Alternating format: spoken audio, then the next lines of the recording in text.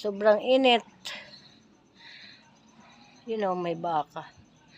Dito lang kami sa gilid ng pabrika ng papel. Pabrika ng papel. Dito kami sa gilid.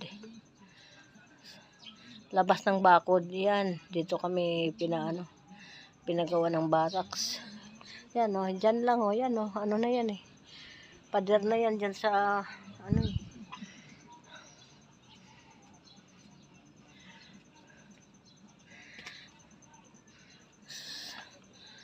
init, mamaya-maya na ako nga dito muna ako sa duyan.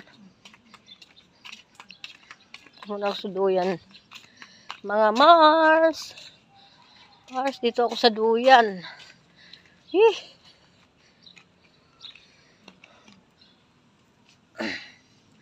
Yan yung bahay, yung namin, tinitirhan. Yan. Nilabang kong kumot saka ito, dalawa. Galabada din ako kung may magpapalaba. Sayang din kasi. Pangdagdag din bili ng pagkain. May manok na ako. Yan, dalawa. Yung dalawang yan. Yan, manok namin yan. Yan, may tatlo kaming pato ba yan? Pato o itik? Tik. Sana ba yan? Sana ba yung tatlong itik ko? Yan. Sunoy-sunoy na Mars, sunoy-sunoy na yung manok ko. Yan dalawa sila, babae at lalaki. Pero yung isa parang bansot Bansot yung babae, yung lalaki yan laki-laki na Yan laki na.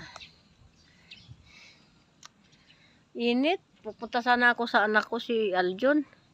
Kaso lang mainit. Lang naman, saglit lang naman ang lakad, palabas lang sa court. Tapos yung may mga unit. Yung aso.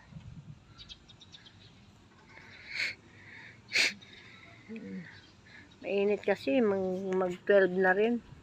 Ay dito muna ako sa duyan. Duduyan ako. Ito maano yung camera ko Aso. Shh. Init kanina, umuulan-ulan Kinuha ko yung kumot, binalik ko na naman. Sayang din yung nagpalabas sa akin. Yung isang vlogger na si Jomar Vlog. Kapitbahay namin. Vlogger siya.